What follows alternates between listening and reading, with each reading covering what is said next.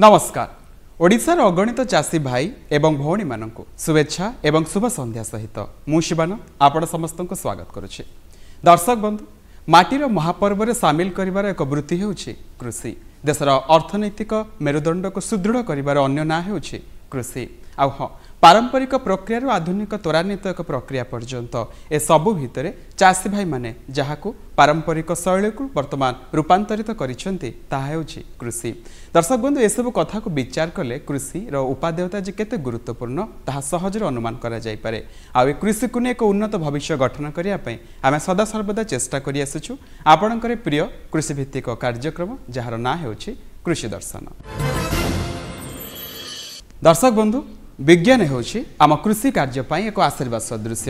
विज्ञानर ज्ञान कौशल के व्यवहार करी आम कृषि वैज्ञानिक माने नुआ नुआ कृषि जंत्रपाति उद्भावन करिसेंती एवं सेगुड़िकर प्रत्यक्ष व्यवहार करी आम चाषी भाई माने कम श्रम एवं कम अर्थ को विनियोग करी यथेष्ट लाभवान हुअन्ति।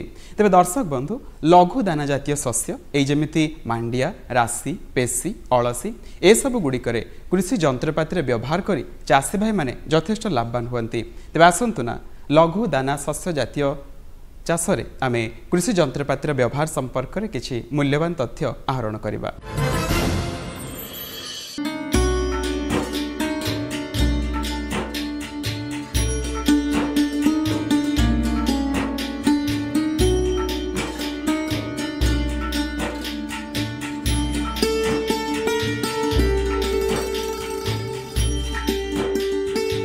आम राज्य ओडिशा रे कृषिर अग्रगति अन्य राज्य तुलन में विशेष उत्साहजनक। सेथिपाई गत किछि वर्ष धरी क्रमागत भाव में ओडिशा को जातीय स्तर में कृषिकर्मण पुरस्कार मिली आसुछि। राज्य में खाद्य निरापत्ता सुरक्षा दिगरे अनेक पदक्षेप निया जाउछि। परवर्ती अवस्था रे पोषण निरापत्ता दिगरे राज्य सरकार विशेष गुरुत्व देवा परिप्रेक्षी रे 2017 मसीह रे ओडिशा मिलेट मिशन कार्यक्रम हाथ को नहीं। विभिन्न प्रकार लघु दाना शस्य रे प्रचुर परिमाण रे प्रोटीन, विटामिन, तंतु जातीय खाद्यसार निहित थिबारु एगुड़िकर उत्पादन, बिक्री बटा तथा साधारण जनता पाखरे पहुंचाइबा निमंते एही कार्यक्रम को व्यापक करा जाउछि। साधारणतः आम राज्य रे क्षुद्र और नाममात्र आदिवासी चाषी माने अतीतरू एही सबु लघु दाना शस्य को चाष करि आसुछंती, किंतु एही चाषरू अधिक लाभ मिलुनथुवा जोगु कालक्रमे एही चाषरू चाषी माने विमुख हेउथिले। तेबे ओडिशा मिलेट मिशन कार्यक्रम माध्यम रे चाषी मानंकु लघु दाना शस्य चाष करिवा पई प्रोत्साहन, यार सर्वनिम्न सहायक मूल्य वृद्धि एवं लघु दाना शस्यरू मूल्ययुक्त खाद्य पदार्थ प्रस्तुति दिगरे सरकारी स्तर रे विशेष भाव में पदक्षेप निया जाउछि। फलस्वरूप गत वर्ष ओडिशा को जातीय स्तर रे सर्वोत्कृष्ट मिलेट प्रमोटिंग राज्य भाव में पुरस्कृत करा जाइछि। एही परिप्रेक्षी रे ओडिशा कृषि और वैषयिक विश्वविद्यालय तरफरु विभिन्न लघुदाना शस्यर किसम उद्भावन, चाषबास तथा अमल पई उन्नत कृषि जंत्रपातिर विकास एवं लघुदाना शस्यरू मूल्ययुक्त खाद्य द्रव्य प्रस्तुति पई अनेक गुड़िए ज्ञान कौशल विकसित करा जाइछि एवं राज्यर क्षुद्र और नाममात्र चाषी माने एहा द्वारा विशेष भाव में उपकृत होई पारिछन्ति। ओडिशा मिलेट मिशन कार्यक्रमर सफल रूपायन स्वरूप राज्य रे लघुदाना शस्य चाष अंचल यथेष्ट वृद्धि पाई वर्तमान प्राय 75,000 हेक्टर रे पहुंची सारिछि। आधुनिक जंत्रपाति व्यवहार करिबा द्वारा अल्प समय रे, अल्प लोकबल रे, अल्प खर्च रे, कम परिश्रम रे उन्नत मानर चाष कार्य संभव होई पारुछि। सुतरां चाषी माने अधिक उत्पादन मध्य करि पारुछन्ति।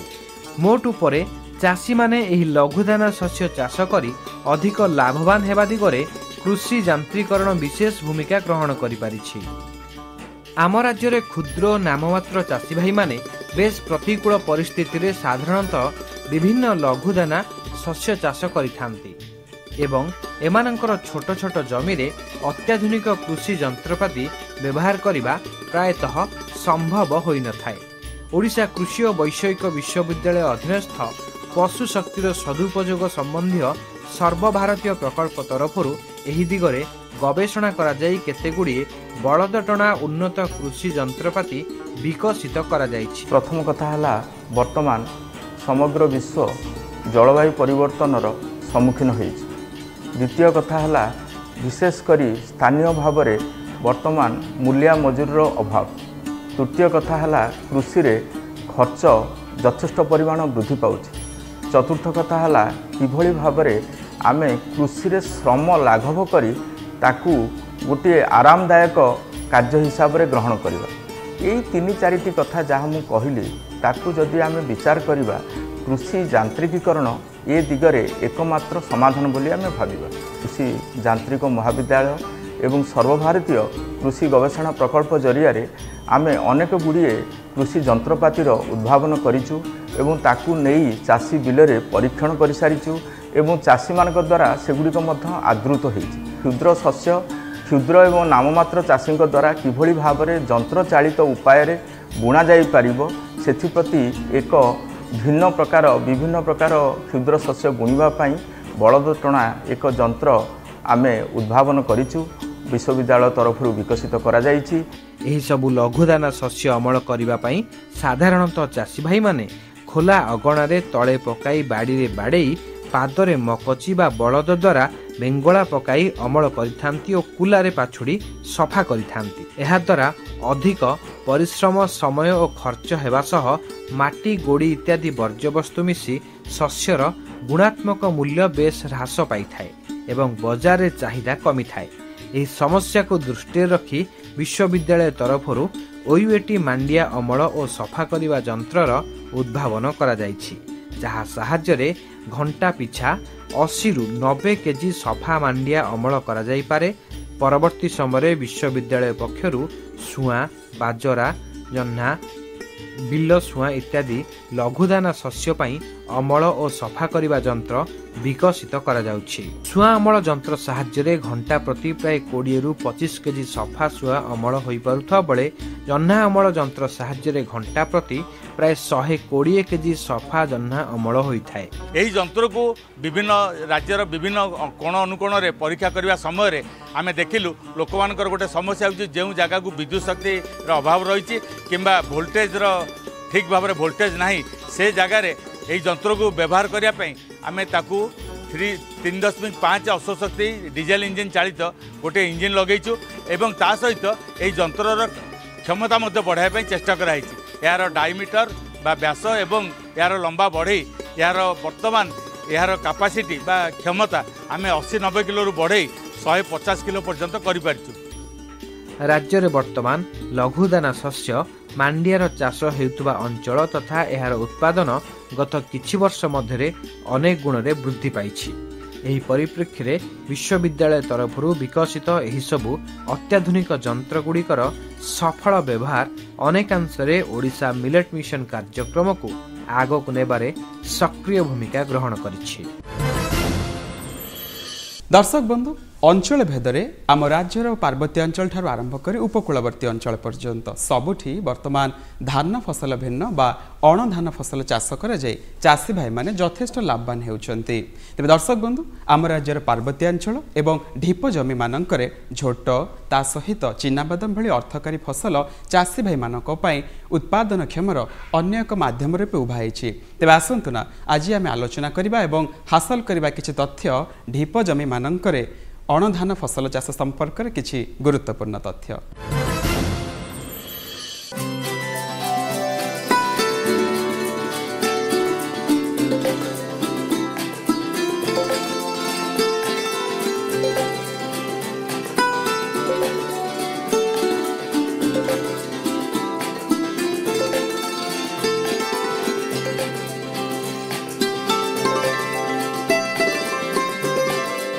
जदिओ धान आम ओडिशा राज्यर गोटे मुख्य फसल तथापि धान फसल चाषी माने एबे बेसी लाभ आ पाई पारु नाहंती कारण खर्च अधिक पड़ुची। दिनों दिन श्रमिक मजूरी बढ़िबारे लागिची। सबू एग्रिकल्चर इनपुट मानकर दाम बढ़ी बढ़ी लगी। सारार दाम हो औषधर दाम हो सबू दाम बढ़िबारे लगे फल चाषी माने धान चाषर बेसी लाभ पाई पारु नाहंती। तेणु वर्तमान चाषी माने आमे मतलब परामर्श दउचु धान चाष न करी जदि आम अणधान फसल चाष करी पारिबा सेही समय खरीफ ऋतु में धान चाष करुचे आम यदि अणधान फसल चाष करवा आम चाषी मैंने बर्तमान जो जलवायु परिवर्तन देखा विशेष भाव में जो धान फसल बाधाप्राप्त होसमय वर्षा होसमय बन्या हो तो से रक्षा पाई पारे। उदाहरण स्वरूप आम राज्य में 3टी मुख्य फसल खरीफ ऋतु में आम अणधान फसल हिसाब से कर गोटे है हरड़ आउ गोटे है मका और आउ गोटे है चिनाबादाम।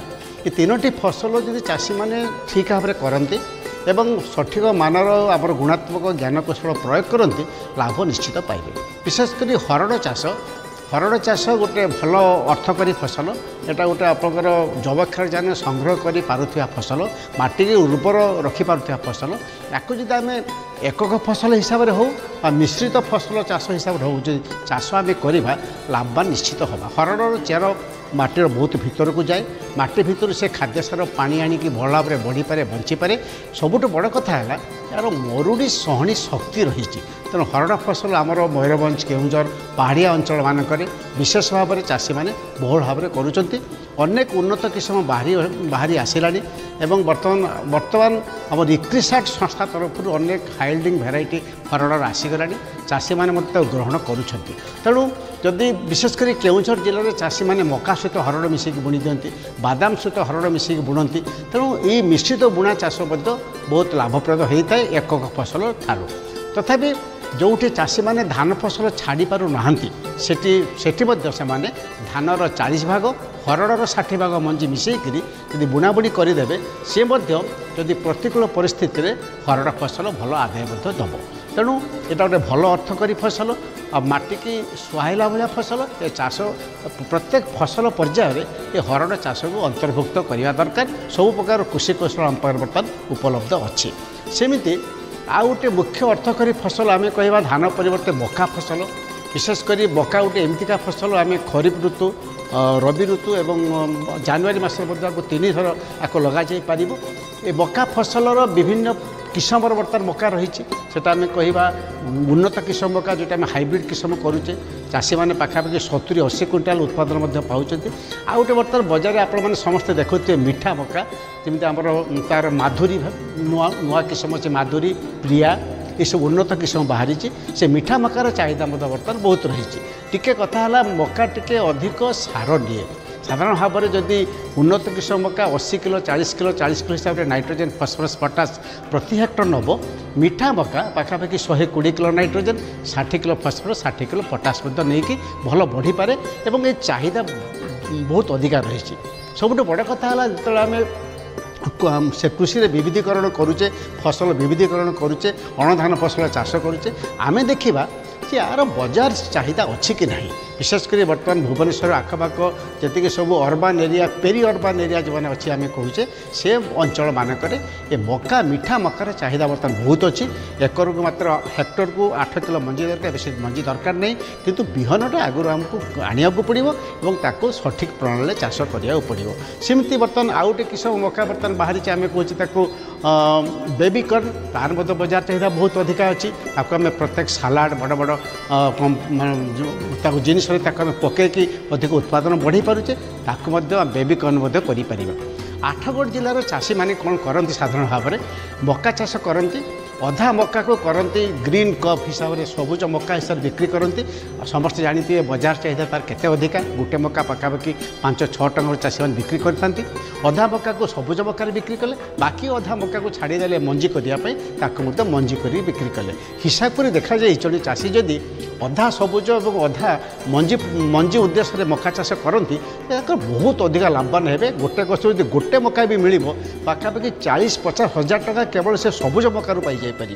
तेणु यहाँ गोटे बहुत अर्थकारी फसल आम धान कहीं करवा धान चाष कर खर्चांत होमर क्षति सहवा अपेक्षा आम मका फसलर उपर निहाती अधिक गुरुत्व देवा दरकार। ए फसल सरकार प्रोत्साहन कर नेशनल फूड सिक्यूरिटी मिशन माध्यम हो विभिन्न फसल माध्यम हो आम मका चाषर बर्तमान गुरुत्व बहुत रही चाषी मैंने ग्रहण कर।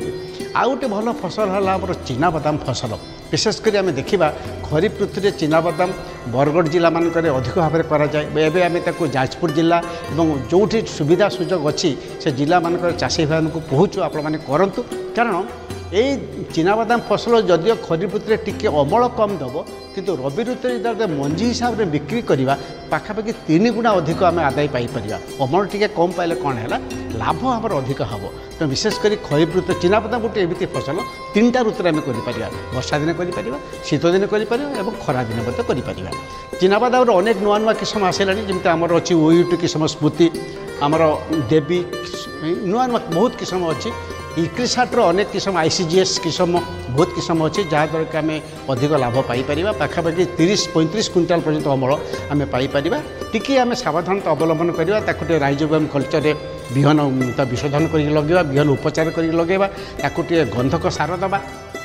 विशेष कर यही फसल को जब आम सिंगल सुपर फस्फेट सार व्यवहार करवा जो थी कि 3टी खाद्य उपादान अच्छी कैल्शियम अच्छी सल्फर अच्छी और फस्फरस अच्छी आम अर्थात 3टी गोटे खाद्य उपादान 3टी खाद्य सार अच्छी ये जब आम सार देके निश्चित भाव काम चाष करवा चाषी भाई मैंने बहुत लाभ पाइबे। तेणु एमती अनेक अर्थकारी फसल अच्छी विशेषकर खरीफ ऋतु में चाषी मैंने करें सरकारी सुविधा बहुत रही चाषी मैंने निकटस्थ कृषि विज्ञान केन्द्र हो कृषि गवेषणा केन्द्र हो डिस्ट्रिक्ट एग्रीकल्चर ऑफिसर मान पाक जातु कौन कौन नुआ कार्यक्रम सरकार रही देखु जानतु भल किसमटी चयन करूँ से किसम अनुसार आमर जी ज्ञान कौशल रही प्रयोग करें देखा अणधान फसल चाष धान फसल टू कौन गुण में कम नुह और अधिक लाभ आम पाइपर आम चाषी भाई को अनुरोध करवा आपड़ धान चाष विशेषकर ढीप जमी मोटे करूँ ना जो पानी समस्या रही पानी समस्या रही धान चाष केवे भल हेनी तेणु एसबू जो फसल आम कहे मका हो हरड़ हो बादाम हो ये बहुत कम पानी हो जापर तेणु जदि पानी सुविधा ना आम ये चाष अणधान फसल चाष कले चाषी भाई मैंने बहुत उपकृत हो पारे। दर्शक बंधु एक उन्नत कृषि भविष्य गठन करने आम सरकार सदासर्वदा तत्पर एवं आम चाषी भाई मानकर हित उद्देश्य सरकार विभिन्न समय नुआ नुआ नीति और योजना प्रणयन करती एवं से सब संपर्क में चाषी भाई मैंने अवगत होगा निहाती जरूरी। तेज चाषी भाई मानी एक सामग्रिक कृषि खबर प्रसारण करने आम सदासर्वदा तत्पर। तेज आसतु ना नजर पकाइबा कौन रही आज कृषि खबर। चलित खरीफ ऋतु चाष कर फसलर बीमा पंजीकरण यथाशीघ्र कराई नियंतु। विज्ञापित अंचल चाष होइतिबा 8 गोटी फसल यथा धान मका चिनाबादाम मांडिया कपा हरड़ अदा और हलदी पाई बीमा करा जाई पारिबो। प्राकृतिक दुर्विपाक द्वारा फसल अमल क्षति हेले एही योजना रे चाषी भाई और भौणी माने क्षतिपूरण पाई परिबे। ऋणी और अतारणी चाषी समस्ते एही योजना अधीन रे निज फसलर बीमा पंजीकरण करि परिबे। भाग चाषी मध्य निर्धारित फसल रे जमी मालिकंक ठारू सहमति आनी निज फसलर पंजीकरण करि परिबे। ऋणी चाषी माने ऋण नैथिबा अनुष्ठान यथा प्राथमिक कृषि समवाय समिति बृहदाकार आदिवासी बहुमुखी समवाय समिति और बैंक शाखारे सहमति दे एही पंजीकरण कराई पारिबे। अणऋणी चाषी माने जनसेवा केन्द्र रे समवाय बैंक शाखा तथा अन्यान्य बैंक शाखारे आवश्यक कागजपत्र दे एही पंजीकरण कराई पारिबे। एही पंजीकरण पई आधार कार्ड बाध्यतामूलक अटे। जड़े चाषी पाई सर्वाधिक 5 एकर पर्यंत चाष जमीर पंजीकरण बिना कौनसी देयरे कराजिबो। अधिक विवरणी पाई निकटस्थ कृषि समवाय समिति बैंक शाखा किंबा DRCS CDA ऑफिस रे जोगाजोग करंतु। चाषी भाई माने केउ प्रजातिर गोपालन कले से माने अधिक लाभवान होई परिबे। सही भली एक गाई प्रजाति गिर गाई क्षीर एक उत्कृष्ट पशु उत्स एवं विभिन्न कारण ठारू यार व्यवहार अत्यंत गुरुत्वपूर्ण अटे। तेणु गिर गाईर क्षीर नियमित व्यवहार आपणक शरीर को सुस्थ रखिब। क्षीर एवं एथिरु प्रस्तुत द्रव्यर चाहिदा मध्य बजार रे बेस भल रही। भारत में अनेक प्रजातिर गाई अछंती जहाकू पालन करी दिनकू 20 लिटर अधिक क्षीर मिल पारिबो। सही भली प्रजाति गिर गाई जहाकू पालन करी आमर गोपालक भाई माने अधिक रु अधिक लाभवान होई परिबे। गिर गाई गोटे सब बड़ प्लस पॉइंट होची एमाने बहुत शांत गाई एमानकर कौनसी असुविधा नहीं फेयरली डिजीज रेजिस्टेंट एमानकर क्षीर देवार क्षमता यथेष अधिक आ जो अंचल में आसुँच मेनली एमाने गुजरातर कच्छ एरिया होकर मुख्य ओरिजिन से उत्पत्ति स्थल सेठिकार क्लाइमेट आम एठिकार क्लाइमेट प्राय समान माने एठी हमर जमती खरा गरम गुड़गुड़ी होची से जगह भी अविकल सेमती क्लाइमेट अच्छी यार प्रायतः आडल्ट आनिमल जो मैंने होती वयस्क हो गला गोटे गोटे गाईर ओजन 450 रु 500 केजी ऊपर जाऊँगी और गोटे गोटे षंडर ओजन 700 रु 800 केजी पर्यटन जाऊँगी किंतु एमानकर जो चालीचलन आमर देसी गाई सागर बिल्कुल सामान आपण एम गुजरात देसी गाई बोली कहींपारे आमर ये जमी देसी गाई विभिन्न भेराइटर अच्छा एटा आप कहींपारती गुजरात देसी गाई। भेंडी एक अर्थकारी फसल एवं यह वर्षर सबु समय करा जाई परिबो। जदि चाषी भाई भौणी माने ढीप जमी रे एही फसल करंती तेबे एही वर्षा दिने से माने भल रोजगार क्षम होई परिबे। एही भेंडी चाष करिबा को हेले आमको केते गुडी दिग प्रति ध्यान देबाकू पड़िथाय। भेंडी चाष करुथिले भल उन्नत बिहन व्यवहार करंतु। बिहन लगाइबा पूर्वरु मंजी विशोधन करी लगांतु। वर्षा दिने घास एक प्रमुख समस्या। जदि चाषी भाई माने घास परिचालना ठीक भाव में करनथांती तेबे फसल हानि घटी थाए। तेणु से माने मल पद्धति रे भेंडी चाष कले अधिक लाभवान होई परिबे। ता सहित सठिक समय भेंडी को गछरु अमल करी बिक्री पई बाजार को पठाई दियंतु।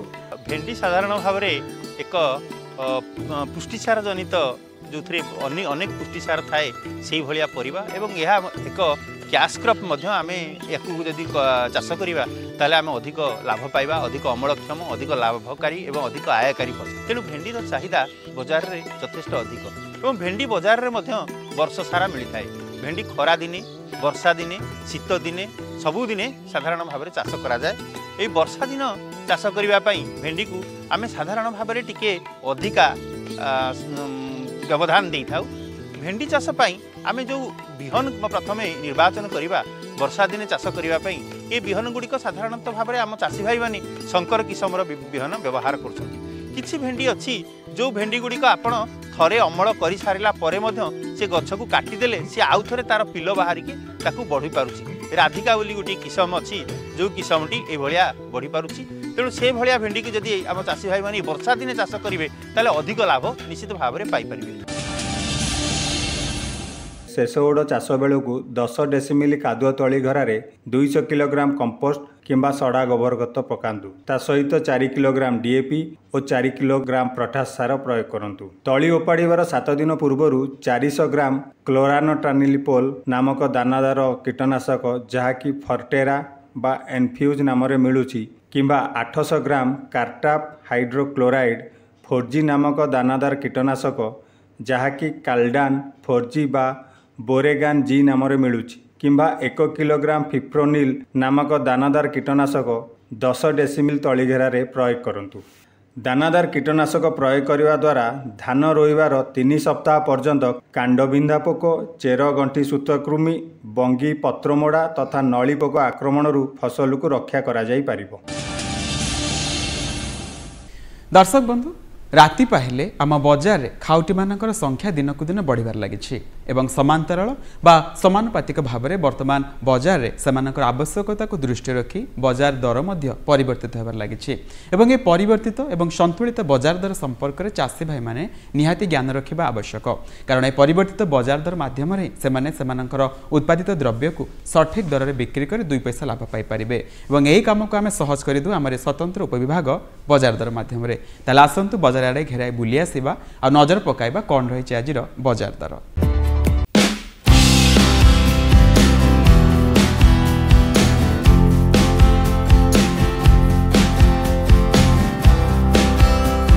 बजार दर क्विंटाल प्रति शहीदनगर सर्वनिम्न 2700 टंका सर्वाधिक 2900 टंका, बरगढ़ सर्वनिम्न 3200 टंका सर्वाधिक 3400 टंका, हिंजिलिकाटुरे सर्वनिम्न 2700 टंका सर्वाधिक 3500 टंका, झारसुगुड़ा सर्वनिम्न 3500 टंका सर्वाधिक 4000 टंका रही।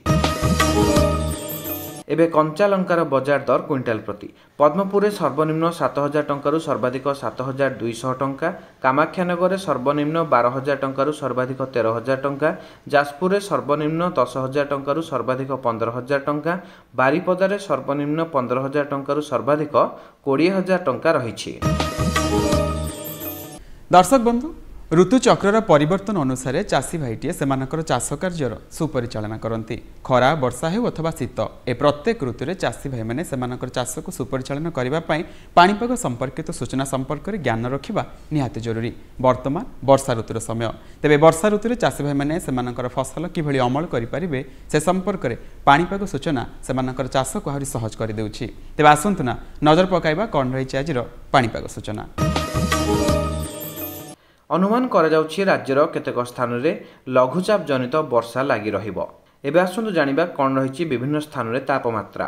भद्रक में सर्वनिम्न 26 डिग्री रु सर्वाधिक 32 डिग्री, नयागढ़ में सर्वनिम्न 15 डिग्री रु सर्वाधिक 33 डिग्री, गजपति में सर्वनिम्न 20 डिग्री रु सर्वाधिक 33 डिग्री एवं नवरंगपुर में सर्वनिम्न 22 डिग्री रु सर्वाधिक 30 डिग्री तापमात्रा रेकर्ड करा जाइछि।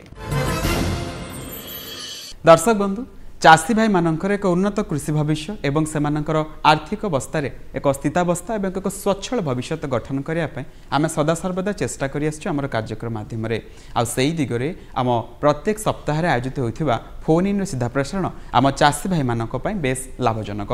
तेज दर्शक बंधु हलदी और अदा भली मसला जातीय द्रव्य वर्तमान बजार में यार चाहिदा जमी बढ़िबार लगी चाषी भाई मैंने से चाहिदा को दृष्टि रखी वर्तमान व्यापक और व्यावसायिक मात्रा चाष करुछंती। तेज दर्शक बंधु चलित सप्ताह आम फोन इन सीधा प्रसारण विषयवस्तुटी रखीचु अदा और हलदी चाष।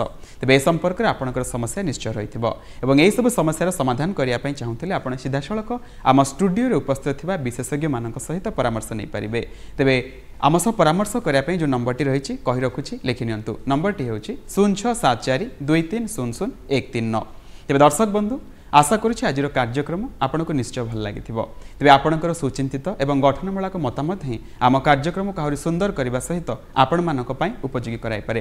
तेज आज कार्यक्रम आपन को किभली लगी से संपर्क में चिठी लिखि आमको उत्साहित करने को जमार भूलिबेनी। आमको चिठी लिखबार ठिकाना होछि कृषि दर्शक मार्फत दूरदर्शन केन्द्र पोस्ट सैनिक स्कूल भुवनेश्वर 75105। आमको मेल कर ठिकाना होछि kdbbsr@hotmail.com।